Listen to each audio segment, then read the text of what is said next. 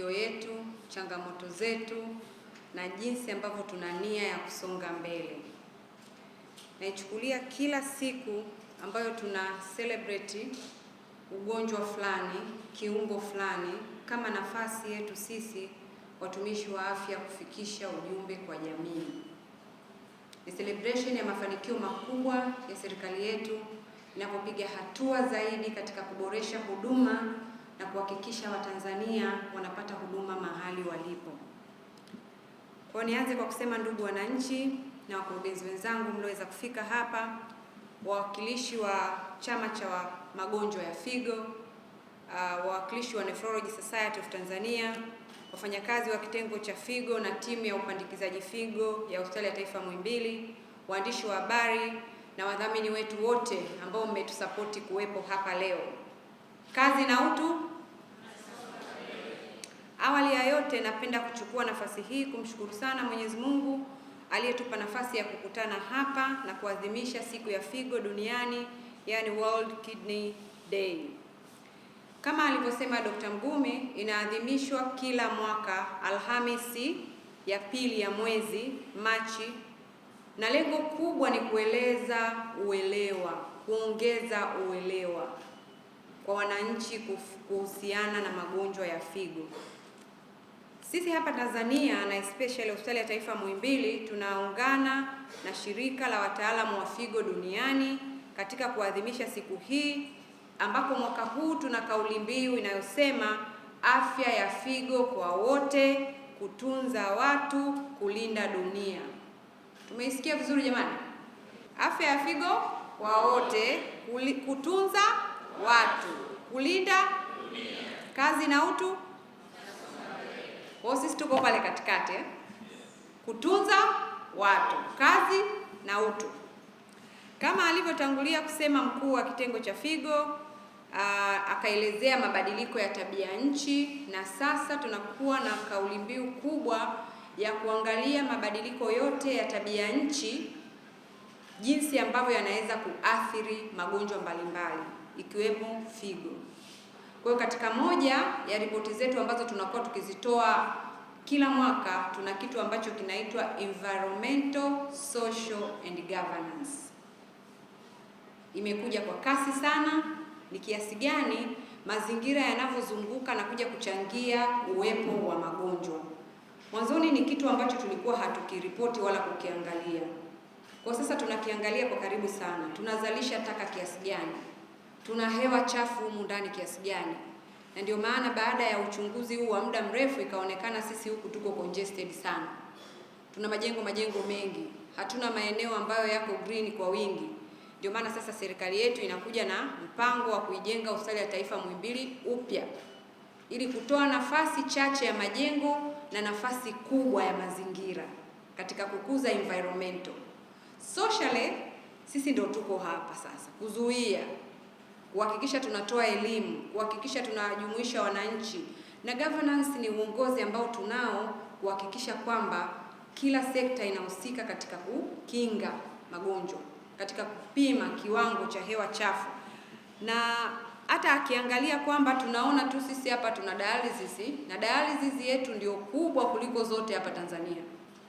Tunasema session moja ya dialysis inaweza kutoa gesi ya carbon na kuendesha gari kilomita takriban 240.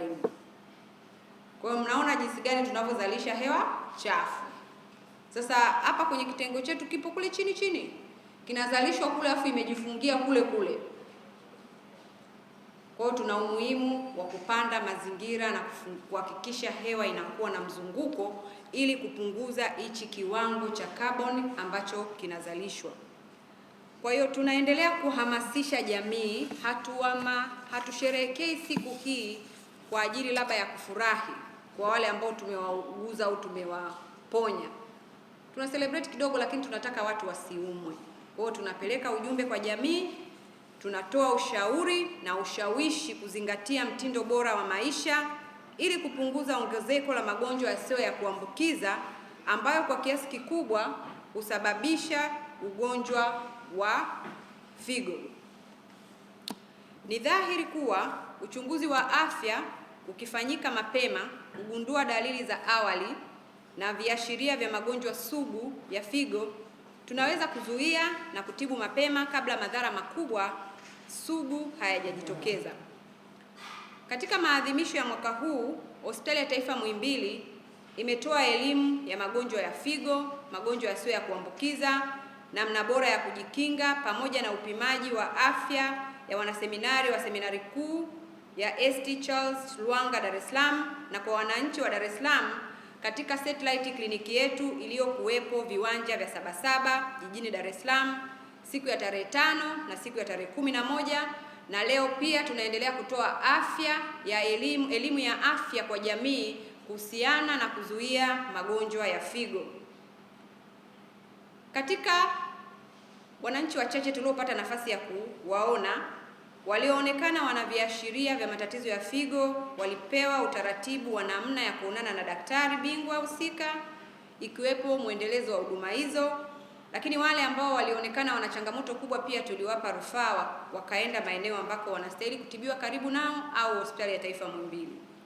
Ni imani yetu kwamba elimu hii italeta mwamko mkubwa sana kwa walengwa wetu wote ambao pia wanakuwa mabalozi na wahamasishaji wakubwa wa afya ya figo katika familia zao, jamii na katika maeneo yao ya kazi.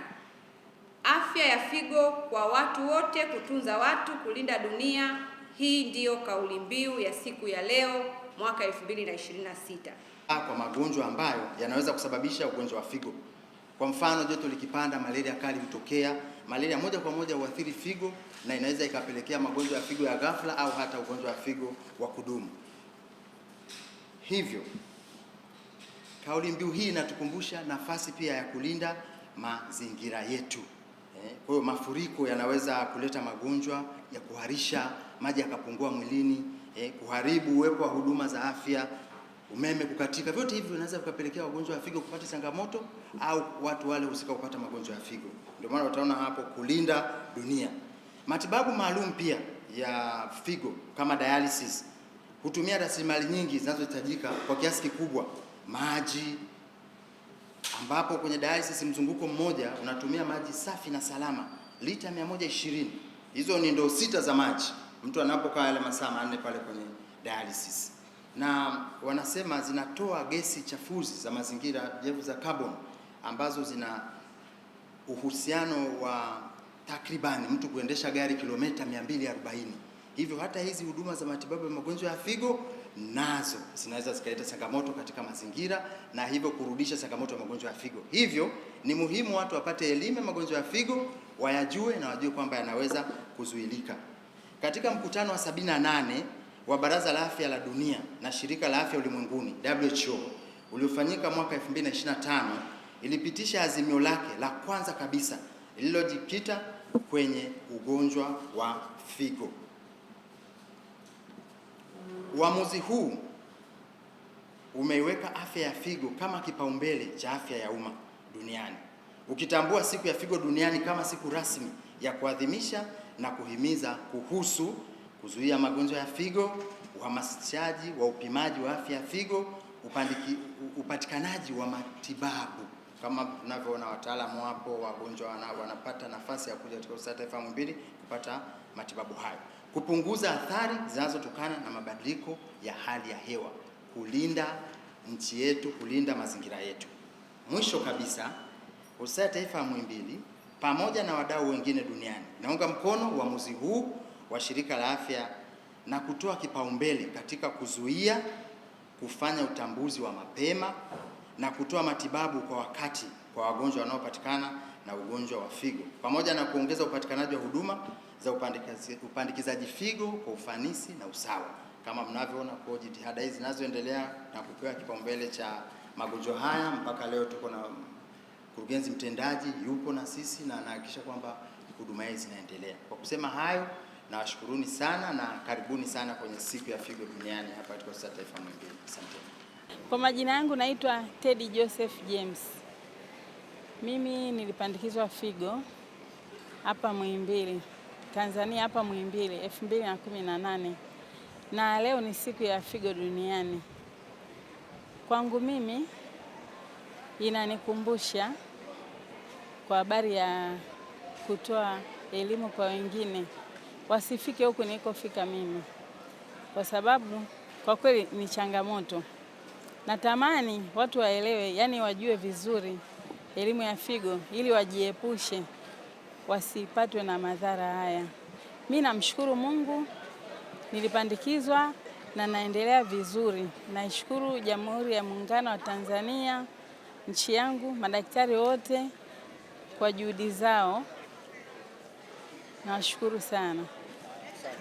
Amen. Unatoa ushauri gani kwa wenzako kuhusiana na kinga au nini kwa ugonjwa kwa experience unayo?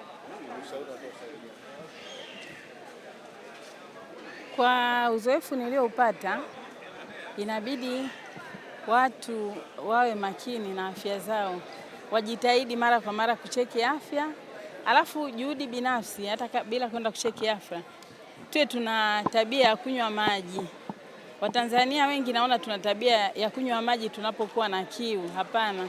Yaani unatakiwa uwe na maji saa zote. Unakunywa kidogo, unaacha. Unakunywa kidogo, unaacha. Sio kwamba unasubiri upate kiu unakunywa glasi nzima kwa pamoja. Hapana. Hiyo ni nzuri pia kwa kutunza figo yako.